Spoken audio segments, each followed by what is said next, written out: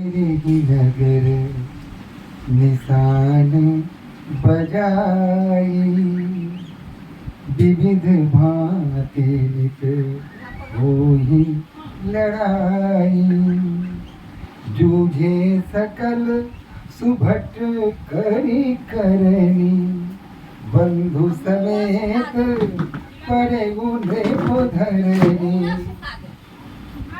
ऐसा कुचक्र हुआ कि जो पराजित राजा थे,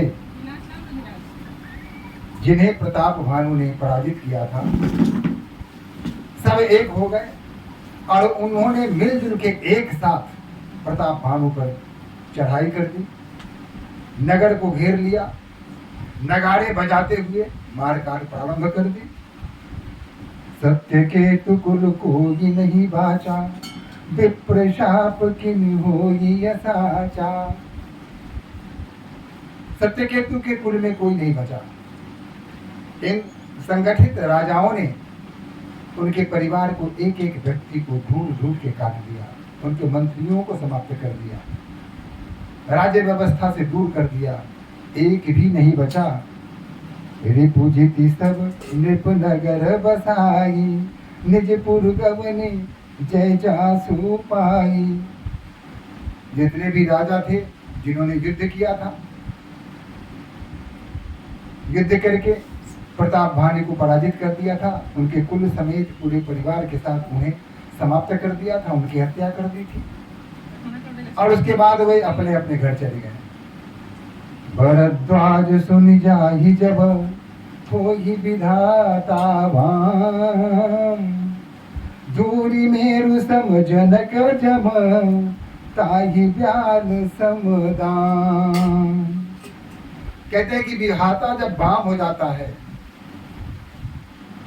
तो सब कुछ उल्टा हो जाता है, विपरीत परिस्थिति हो जाती है। पहले से अनुकूल सब कुछ ठीक था, लेकिन ब्राह्मण के शाप के कारण, ब्राह्मणों ने जो शाप दिया, वैसे प्रताप भानु का कोई दोष नहीं था, लेकिन फिर भी शाप के कारण राजा सत्यकेतु के पूरे परिवार का सर्वनाश हो गया, अंत हो गया। शाप के कारण वे सभी समाप्त हो गए। काल पाये मुनि सुनु सोई राजा। काकू सुनते ने कहा कि हे गरुड़ जी, समय बीता और भययो निशाचर सहित समाजा। पूरे समाज के साथ सारे के सारे व्यक्ति हो गए, निशाचर हो गए, राक्षस हो गए। 10 सिर ताहि 20 भुज दंडा, रावण नाम वीर वरी बंडा।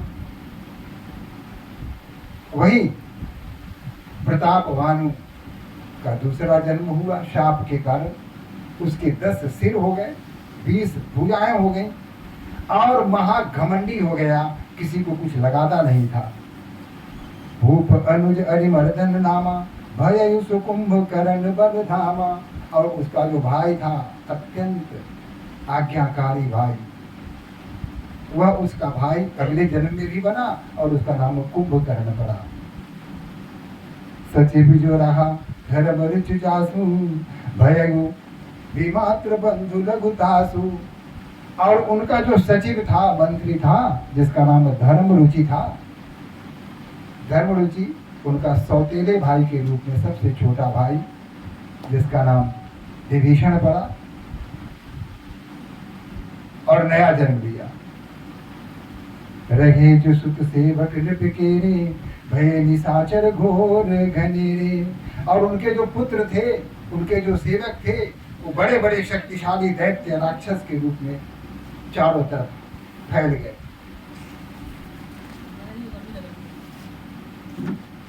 काम रूप खल जिनस अनेका, कुटिल भयंकर विगत विवेका। कृपा सहित हिंसक सब पापी, बरलिन जाई विश्व परितापी। चारों तरफ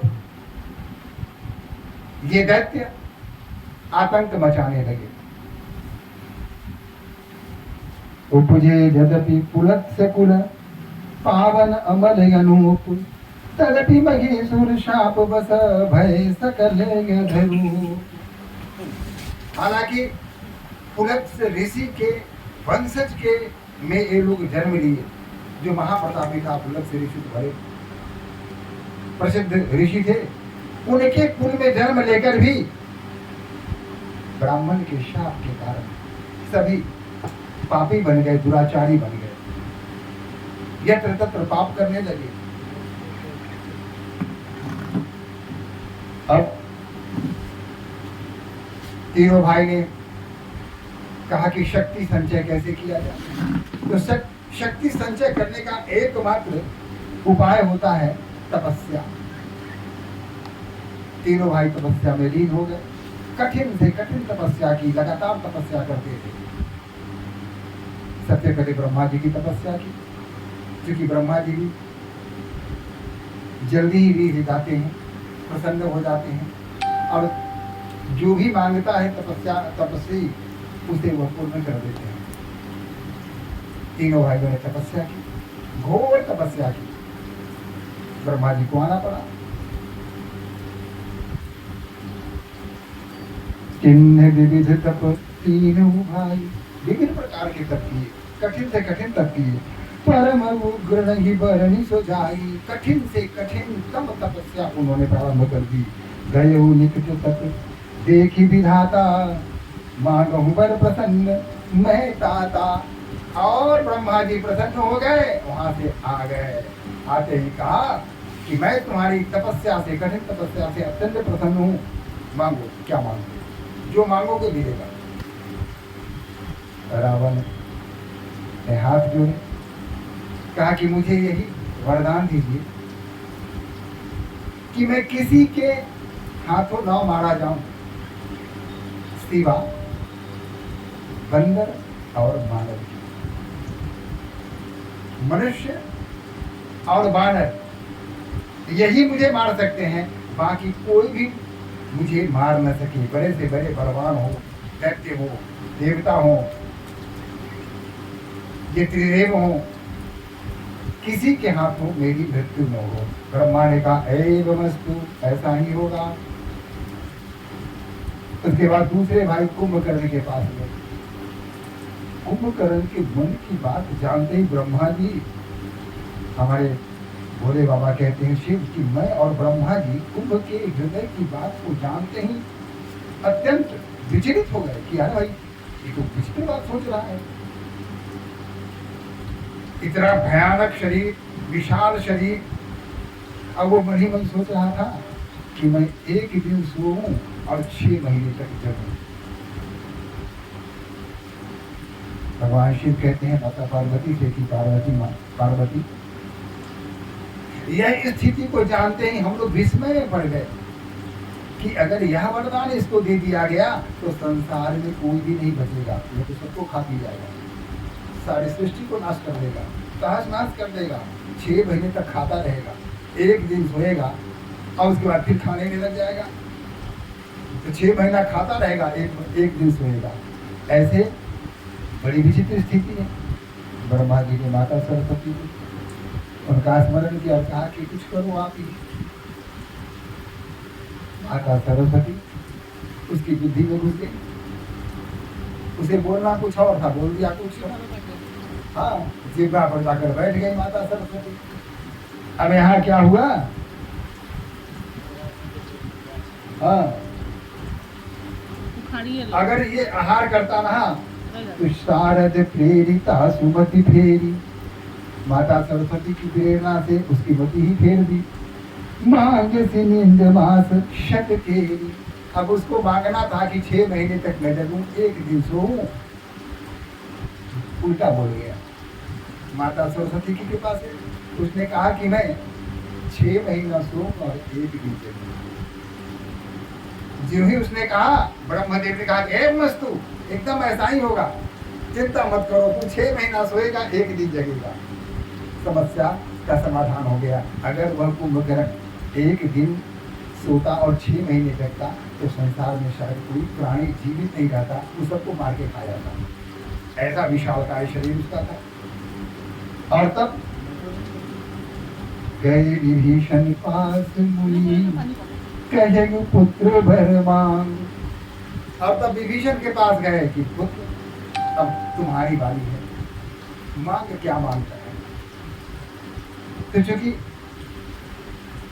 वो तो पिछले जन्म में भी मंत्री थे और इस जन्म में रावण के सौतेले भाई के रूप में उनका जन्म हुआ था,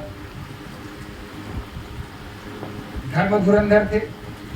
इस जन्म में भी उस धर्म को उन्होंने छोड़ा नहीं, उनके साथ ही था। भक्ति का भाव उनके हृदय में यूं ही लगा हुआ था जैसे कुछ था। देखी मांगू भगवंत पद कमल अमल अनुराग। कहा कि हे ब्रह्मदेव, अगर आप मुझसे प्रसन्न हैं तो मुझे यही वरदान दीजिए कि हमें भगवान श्री राम के चरणों के प्रति हमेशा अनुराग बना रहे, मेरे हृदय में सदैव उनके लिए भक्ति का भाव प्रस्फुटित होते रहे, बना रहे। फिर क्या था, ब्रह्मदेव ने कहा कि हे वस्तु ऐसा ही होगा, तुम वही बने रहोगे। अब तीनों ने अपना अपना अपने अपने वर प्राप्त किए और तीनों वहां से चले। लेकिन थे तो महाप्रतापी, बड़े बलशाली थे, उनके लिए कोई भी कार्य कठिन नहीं था, असंभव नहीं था। किसी युद्ध को जीतना उनके लिए बहुत ही सामान्य सी बात थी कि नहीं देगी बर ब्रह्म सिधाए, हर्षित ते अपने गृह आए। अब यहाँ मैं नाम का एक राक्षस था, वह अपनी पुत्री, जिनकी पुत्री का नाम था मंदोदरी, मैंने सोचा कि मैं अपनी पुत्री का विवाह उस व्यक्ति से करूंगा जो सर्वशक्तिमान है। और ये सर्वशक्तिमान के सारे गुण उसने देखे रावण में। फिर क्या था, पहुंच गया रावण के पास और कहा कि आप मेरी पुत्री का हाथ अपने हाथ में ले लीजिए, उसे अपनी पत्नी के रूप में स्वीकार कर लीजिए। रावण ने जब मंदोदरी को देखा तो उसके रूप पर मोहित हो गया। वह अत्यंत सुंदर युवती थी। उसे देखते ही उसने स्वीकार कर लिया कि हाँ चलिए, तो इस काम में विलंब क्यों, हम एकदम तैयार हैं, अभी कर दीजिए। और इसके बाद मंदोदरी से उन्होंने, रावण ने विवाह कर लिया। अपने दोनों भाइयों का भी विवाह बाद में कर दिया। अब मैंने क्या किया, सुनी मैं दिन रावण नहीं जानी, कोई जातु भानुपति जानी, हर्षित भयो नारी भज पाई, उन दो बंधु दिया है सिजाई। गिर त्रिकूट एक सिंधु मझारा, त्रिकूट पहाड़ पर सिंधु के बीच में, समुद्र के बीच में, विधि निर्मित दुर्गम अति भारी, विधि निर्मित दुर्गम अति भारी, ब्रह्मा द्वारा बनाया हुआ एक अत्यंत दुर्गम किला था। सोई मय दानव बहुरे सवारा, उस किले को उस दानव ने, मैंने फिर से उसका जीर्णोद्धार किया, उसको बनाया, संवारा। कनक रचित मणि भवन अपारा, सोने को उसने मढ़ दिया, मणि माणिक्य जितने भी कीमती पत्थर होते हैं उससे सुशोभित कर दिया, सजा दिया, जिसका नाम लंका पड़ा। और वह लंका उन्होंने रावण को भेंट स्वरूप दिया, दहेज के रूप में दिया कि लीजिए ये मेरा दहेज है, आप जाइए और वहां वास कीजिए। भोगावती जसी अधिकुल भाषा, अमरावती जसी सक्र भाषा, तिनके अधिक रम्य अति बंका, जग विख्यात नाम ते ही लंका। अमरावती इंद्र के राजमहल से भी श्रेष्ठ वह किला, वह राजमहल था, भव्य था। उसकी भव्यता के संबंध में कुछ भी कहना अतिशयोक्ति कठिन होगा। सबसे पहली बात कि वह ऐसे स्थान पर था जहां चारों तरफ से समुद्र घिरा हुआ था। कोई अगर चाहे वहां पहुंचना तो पहुंचना भी कठिन कार्य था, समुद्र को पार करके ही उसके पास जाया जा सकता था। अतः दुर्गम किला बनाया था चारों तरफ दैत्य वगैरह को छोड़ दिया, सभी निर्बंध घूम रहे थे, जानवरों को मारा जा रहा था, उसका मांस खाया जा रहा था, लोग मदिरा पी रहे थे। इस तरह से चारों तरफ अराजकता की स्थिति थी। सभी रावण भी वहां स्वतंत्र होकर के राज्य कर रहा था, जो मन में आता था करता था। देखना यही है कि ब्राह्मणों के प्रति पिछले जन्म में जो उसके हृदय में श्रद्धा का भाव था, आदर का भाव था, वो पूजा करता था ब्राह्मणों को। ब्राह्मण के शाप के कारण ही वह बना था राक्षस, इसलिए वह ब्राह्मण का घोर विरोधी बन गया।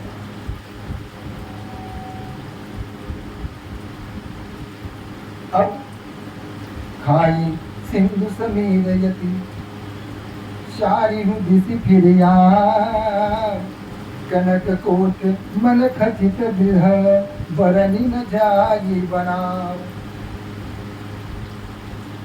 रावण के उस किले की जो बनावट थी, उसकी जो रचना थी, हमारे स्वामी जी कहते हैं, गोस्वामी जी कहते हैं कि वह वर्णन करना मेरे बस की बात नहीं है, वह वर्णन मैं नहीं कर सकता। कितना अच्छी बनावट थी उसकी, उत्तम बनावट थी।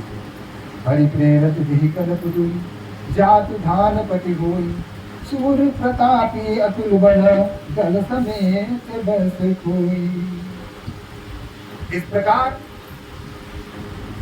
स्वयं में भी रावण राक्षसों का राजा घोषित हो गया। अब सारे राक्षस उसके अधीन आ गए। अब वो जो चाहता था वो कर सकता था, कोई अंकुश नहीं था, उस पर किसी का कोई प्रभाव नहीं था। तो जानता था कि मुझे मारने वाला तो कोई है, कोई मार नहीं सकता। और मनुष्य में एक साधारण मानव में इतनी ताकत है कि मुझसे मुकाबला कर सके और मुझे मार देगा, उसमें ताकत ही क्या होती है। और बंदर, वो मुझे क्या मारेगा, वो पेड़ पर लटकने वाला, वो मुझे क्या मारेगा। इस तरह से मृत्यु के प्रति वो पूरी तरह संतुष्ट हो चुका था, निर्भय हो चुका था कि मृत्यु से छू ही नहीं सकती, वो तो अमर हो गया। इस तरह की बात।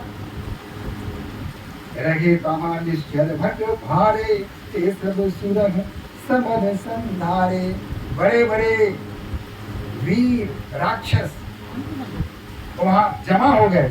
अब तक रखे कि सक्र के पेरे रक्षक कोटि जक्षपति के रे। सभी चारों तरफ से घूम के दुर्ग की रक्षा करते थे, चारों तरफ घूमते थे, स्वच्छंद घूमते थे। और 10 मुख तक खबरी अति पाई सेन खाली कर घेर सिजाई। देखी विकट भट बड़े कटकाई जक्ष जीव ले गए पराई। जहाँ जहाँ ब्राह्मण दिखता था खोज खोज के ब्राह्मणों को मार।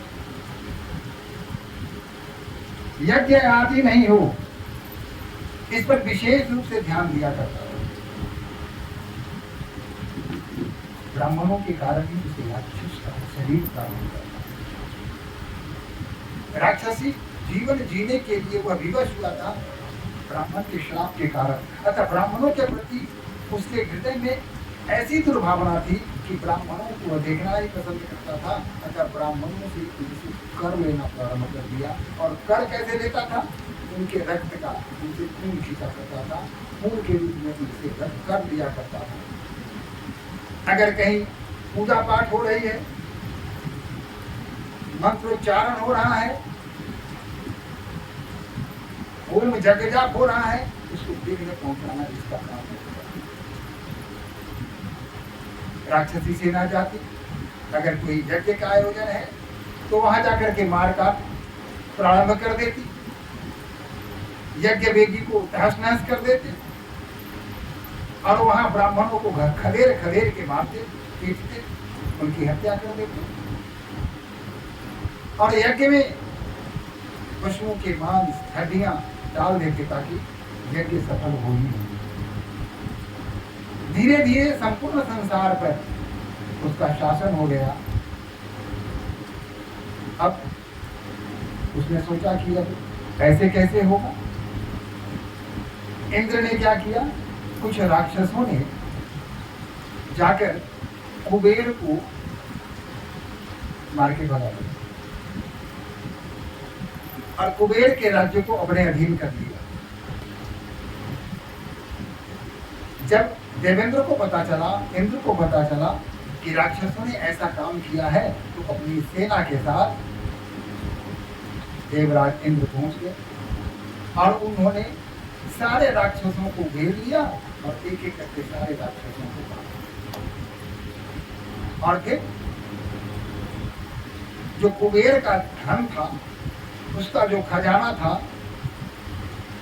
उसको कुछ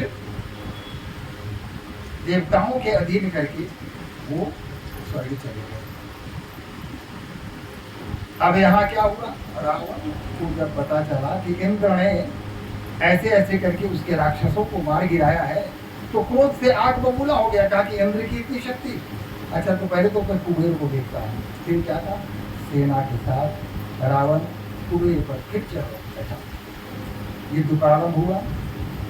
अब कुबेर तो इसका कुछ बिगाड़ नहीं सकते थे, इसकी सेना के सामने कुबेर टिक न सके और कुबेर वहां से भाग गए।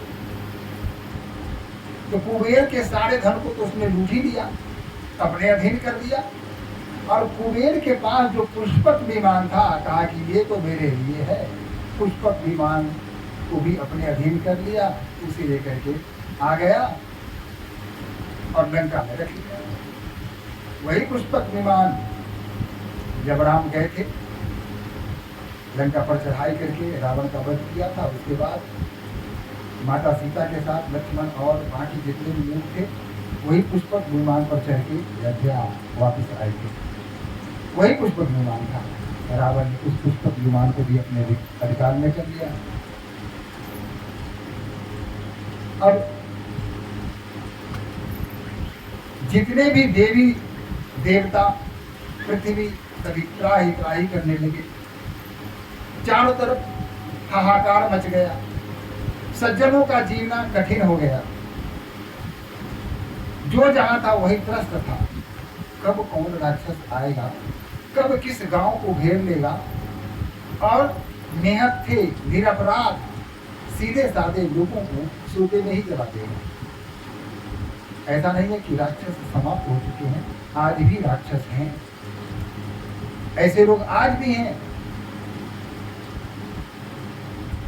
जो विश्व में हर तरफ फैले हैं।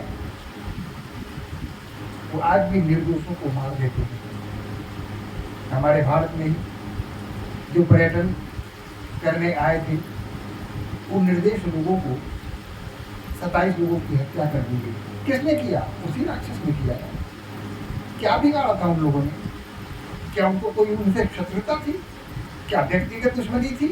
क्या उन्होंने उनका धन ले लिया था, या उन्होंने उसे कोई गाली दी थी? ऐसा तो कुछ भी नहीं हुआ था। फिर भी वो आए और चुन चुन के इतने लोगों को मार दिया। यही स्थिति उस समय थी, यही स्थिति आज भी है। स्थिति में कोई बदलाव नहीं हुआ। ये राक्षस उस समय भी थे, राक्षस आज भी है। उस समय के राक्षस दिखते थे, उनके सिंह होते थे, उनके दांत होते थे, भयानक रूप होता था। लेकिन आज के राक्षस पहचान में नहीं आते हैं। वो भीतर उनके राक्षसी प्रवृत्ति उनके भीतर छुपी हुई है। बाहर से तो बड़े अच्छे लगेंगे, अच्छे मनुष्य लगेंगे, ढोंग करेंगे, अपने को दिखाएंगे कि वो तो समाज के लिए, वो देश के लिए, मानवता के लिए कल्याणकारी कार्यों में लगे हुए हैं। लेकिन भीतर ही भीतर उनके हृदय में मानवता के प्रति जो शत्रुता है, तुच्छता है, उनके हृदय में जो हिंसक भाव है, वो जो राक्षसी प्रवृत्ति है, वो उभर के सामने आती है। और यत्र तत्र जहाँ भी उनका मन होता है, जहाँ भी उन्हें अवसर मिलता है, वो अपने इस कुतुत्व को एक अंजाम में दे देते हैं, वहाँ अपनी कुतुत्व को पूरा कर लेते हैं। ये स्थिति आ गई है। रावण ने भी वही किया। उस समय तो रावण को समाप्त करने के लिए भगवान श्री राम ने जन्म लिया था, अवतार लिया था। आज भी भगवान श्री राम जैसे किसी अवतारी पुरुष की आवश्यकता है, जो हमारे बीच आए और जो सज्जन हैं, जो शांतिपूर्ण अपना जीवन यापन करना चाहते हैं, जो अपने परिवार के साथ सुंदर ढंग से जीवन व्यतीत करना चाहते हैं, एक अच्छे नागरिक के रूप में अपने को रखना चाहते हैं। उनका जीवन आज बहुत कठिन हो गया है। संसार की बात कर रहा हूँ, सिर्फ हमारे देश की बात नहीं है। ये विश्व की समस्या है, चारों तरफ ये आतंकवाद, यही तो राक्षसी प्रवृत्ति है, यही तो सज्जनों का जीना कठिन कर रखा है। उस समय निर्दोषों का जान लेते थे, गांव को घेर लेना, घर में आग लगा देना, और उससे जो डर के बाहर निकलते थे उनको घात लगा के मार देना। कुछ ऐसी घटनाएं हमारे सामने में है। डायरेक्ट एक्शन भी या इस तरह से और भी नोआखली, इस तरह की घटनाओं को आप अगर गूगल में सर्च करेंगे तो सारी स्थिति आपके सामने उत्पन्न हो जाएगी, आप सबको समझ में आ जाएगी। वही स्थिति आज भी है। उससे बचने के लिए सनातन धर्म को और सशक्त होना पड़ेगा। पूजा पाठ, धर्म, जप, तप, यह करना पड़ेगा। जब तक हम ऐसा करेंगे नहीं, तब तक कुछ भी नहीं होगा। ईश्वर तभी आते हैं जब हम उन्हें पुकारते हैं। लेकिन सामर्थ्य अपना बढ़ाना आवश्यक है। अगर हम सामर्थ्यवान नहीं होंगे, ईश्वर पर भरोसा नहीं करेंगे, ईश्वर पर विश्वास नहीं करेंगे, तब तक सामर्थ्य हमारे हाथ में नहीं आएगा, हम शक्तिशाली नहीं बनेंगे। हमें हर प्रकार से शक्तिशाली बनना है, चाहे बौद्धिक रूप से हो, आध्यात्मिक रूप से हो या शारीरिक रूप से हो, जैसे भी हो, हमें शक्तिशाली बनना है। और उस समय ऐसी स्थिति उत्पन्न हो गई थी, रावण ने सबका जीना कठिन कर दिया था। चारों लोग, साधु, ये सब त्राही त्राही करने लगे थे। चारों तरफ अराजकता की स्थिति फैली हुई थी। जहाँ जाते थे वहाँ रक्त की धार बह जाती थी। लोग चीखते थे, पुकारते थे, रोते थे, उनका सुनने वाला कोई नहीं था। माता धरती सिहर गई थी, डर रही थी। इस पाप को देख करके उनका भी जीना कठिन हो गया था। उन्होंने भी धन धान्य देना बंद कर दिया था। चारों तरफ जमीन ऊसर पड़ गई थी, फल नहीं निकल रहे थे, दूध नहीं मिल रहे थे, धरती अन्न नहीं दे रही थी, क्योंकि अभिशप्त हो गई थी। पाप इतना बढ़ गया था कि हर तरफ अराजकता की स्थिति के कारण धरती की लगभग सूख गई थी। ये स्थिति थी। और भगवान ऐसी स्थिति में भी भगवान प्रतीक्षा में थे, अवतार को ले लेना। तीन कारणों के कारण के सामने बताया कि भगवान अवतरित होने वाले हैं। इसलिए चलिए एक बार भगवत भजन कर लेते हैं। श्री राम जय राम, जय जय राम, श्री राम जय राम, जय जय राम, श्री राम जय राम, जय जय राम, श्री राम जय राम, जय जय राम, संकट मोचन जय हनुमान, श्री राम जय राम, जय जय राम। ओम सहना भवतु, सहनौ भुनक्तु, सह वीर्यकरवावहै, तेजस्विनाधीनमस्तु मा विद्विषावहै। ओम शांति शांति शांति।